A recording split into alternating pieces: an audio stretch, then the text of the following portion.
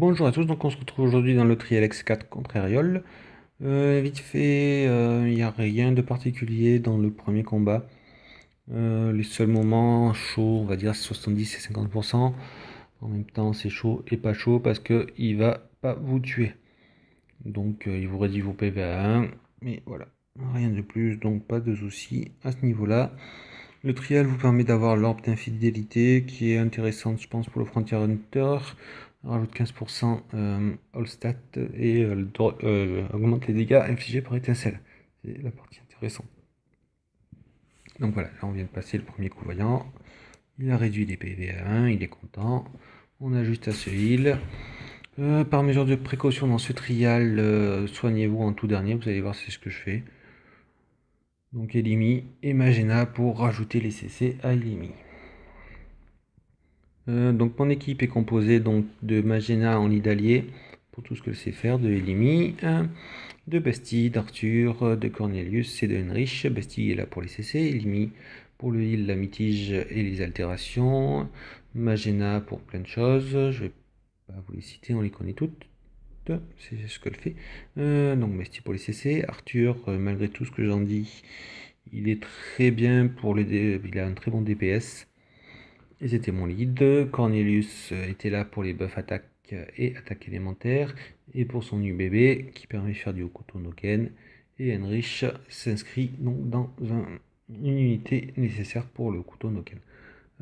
Si j'ai un conseil à vous donner, c'est de bannir Heinrich et Bestie. Essayez de les remplacer par d'autres choses, d'autres personnages.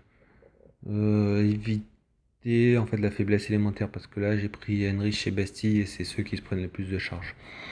Donc là, Magena, son UBB qui est rempli, ça va me permettre de passer donc les 40%, 30%, 20%, 10%, où est-ce qu'il fait hymne héroïque, qui est une attaque à cible unique très très puissante. Donc en ayant en fait l'UBB qui se cumule au BB SBB de Elimi, ça permet de ne pas avoir de trop gros moments chauds pendant cette période, et je peux envoyer la sauce pour lui latter la gueule.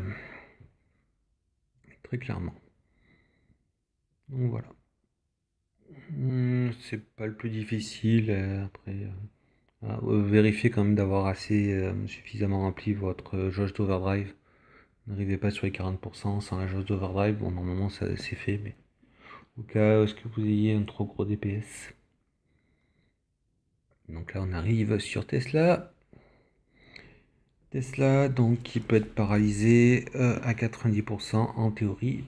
Même paralysée, elle va invoquer Ariol. Donc, je vous déconseille de faire une équipe basée sur ça. Ah, elle peut aussi être empoisonnée.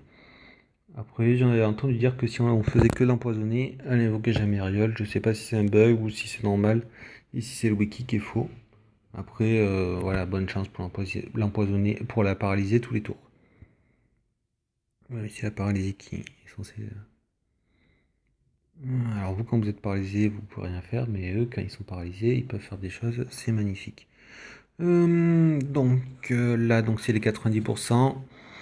Donc il y a Aeriol qui arrive lui prêter main forte, il gagne un petit buff d'attaque défense, il se soigne, il dissipe les buffs, et ils sont deux à vous attaquer. Donc Aeriol est très chiant parce qu'il a 5 attaques par tour. Donc j'ai eu des moments un peu chauds, hein, on appelle ça les mauvais focus. Hein. Donc il y a un mauvais focus que je vous montre juste avant je crois que c'est avant les 60% de Tesla, en fait on voit Tesla qui me fait une attaque. Donc c'est Aqua Glissade. Et après, les deux autres, Ariol et Tesla, attaquent un peu trop Heinrich. Heinrich passe à la trappe et il meurt. Heureusement, on a des potions pour empêcher ça. Donc voilà. Que dire? Résistance aux attaques bébés, résistance aux drops CCCV, bien entendu. Ensuite, des attaques qui réduisent les dégâts, qui soignent, qui augmentent les dégâts d'étincelle, la défense, qui dissipe les buffs, qui augmente les coups critiques et qui double les attaques normales, on connaît tout ça. Donc voilà, donc là switch entre les deux parce qu'en fait le premier moment chaud de ce second round, ça va être soit au 60% de Tesla, soit au 77%. 77%, oui, au 77% de Ariol. À savoir que les pourcentages issus du wiki, s'ils sont basés sur le wiki anglais, sont sont pas souvent trop fiables. En général, c'est ça, mais si on se penche sur le pourcentage exact, voilà. Voilà, donc on en était donc 60%. Ensuite, 30% Flamme des Abysses. Principal danger de Flamme des Abysses, c'est qu'elle va dissiper les buffs, suivi d'Éternel, qui réduit les dégâts, qui ajoute des chances d'infliger une altération, et qui lui donne un idole d'ange. Donc voilà, là c'est le moment où est-ce que je perds Heinrich. Voilà, attaque sur Heinrich de Tesla, attaque sur Heinrich de Ariol. Et en plus Ariol, il est très chiant. Voilà, hop, il se permet en plus, donc ils ont fini Heinrich, d'aller attaquer ma petite bestie. Bon, après Cornelius, voilà. Ambition, et vas-y. Et il a enfin fini ses putains d'attaques. Donc, passons à Ariol. Donc, des résistances au taux d'apparition, il peut être rendu malade, lui. C'est peut-être moins intéressant de le rendre malade. Qu'est-ce qu'il fait? Ambition aveugle, donc 18 attaques de lumière. Flamme des abysses, STBB qui retire les buffs. Garde royale qui lui augmente sa résistance. La résistance de base, voilà, au taux d'apparition d'essai pendant un tour. Révolte astrale, 18 attaques, 20% de chance de renvoyer une affliction comme Vernil et Kafka. Donc là, on arrive au 60 ou 70%, 100% de Tesla. Donc on a vu Rage du passé et le temps que je retrouve chute abyssale. Donc voilà. Vu que j'avais bien mitigé, c'est passé tranquille. Mais pensez à bien mitiger si vous pouvez même lancer l'UBB. Parce que Ariol fait une attaque qui a un ratio de 500%. Et en plus, il s'augmente l'attaque, donc voilà. Ça serait bête de perdre une unité sur ça. Donc là, Tesla je vais être franc avec vous, m'a gonflé. Donc, je suis passé en Okuto no Ken. Et normalement, ça l'a bien tué. Ouais. Des abysses. Donc on attend. Il fait ses petites attaques. Donc là, voilà. Le souci qu'il y a en fait, c'est que je sais qu'il peut renvoyer les dégâts, je crois, à un moment. Voilà, hop. Et elle est morte. On n'en parle plus de Tesla. Il peut renvoyer les dégâts, donc c'est pour ça en fait que je lance éliminé en dernier. Donc dans les cas comme ça où est-ce que vous vous êtes fait renvoyer paralysie ou maudit, il faut envoyer Magena. Le problème c'est que vous ne gagnez pas du coup les CC que donne Magena lorsque vous lancez Elimi. On va expliquer. Le but en fait est de lancer Elimi, de re-remplir sa jauge bébé après et en lançant Magena après. Donc voilà, c'est ça le souci qu'il y a. Lancer Magena, bon après il y a des potions Fujin qui sont là pour remplir les bébés. Et c'est très bien. Donc Ariol, par chance, il est au-dessus des 50%, donc on va pouvoir attaquer la suite. À moins de 50%, jugement démoniaque, donc 25 attaques de lumière en AOE. Donc AOE c'est surtout les ennemis, pour ceux qui ne savent pas. Et des chances de réduire l'attaque ou la défense. Et après, donc il y a les moments 40, 30 et 20%. Évangile héroïque, 9 puissantes attaques de lumière qui inflige 150% des PV en dégâts. Donc, comme je le dis toujours, on lance toujours le mitigeur. Le mitigeur, c'est tous les tours. Et quand Tesla meurt, donc on l'a pas vu tout à l'heure, il fait perte sans fin, qui lui donne un effet d'idole d'ange et qui réduit nos jauges bébés. Donc voilà pourquoi tout à l'heure j'ai remis une potion Fujin à Elimi, c'est parce qu'il nous a fait perte sans fin. Sinon, il n'y a pas de moment chaud. Je vous avoue qu'avec Elimi Magena, ça se fait tout seul. Ou avec une autre unité. Bon, voilà, après mauvais focus, et malheureusement, Ça existe, et il a une dent contre Bastille et il me l'attaque. Et ce qui fait que Bastille passe à la trappe. Donc voilà. Que dire de la suite? Je pense que la suite, je vais faire des Grandes Gaia Chronicle. Le trial 8 attendra un peu. Et je vais aussi faire la map du Valhalla. Donc tous les boss de la map du Valhalla. Vu qu'apparemment il y a des personnes qui ont des soucis. Donc j'attendais de recommencer les vidéos pour la faire. Donc je vais pouvoir la faire enfin. Donc, je vivrai l'aventure avec vous. Ça sera soit des let's play, soit des tutos. Jugement démoniaque, donc il est censé faire cette attaque à partir à 50%, mais apparemment il fait ça après très souvent. Donc voilà. Voilà pourquoi malheureusement des fois le wiki n'est pas forcément super fiable.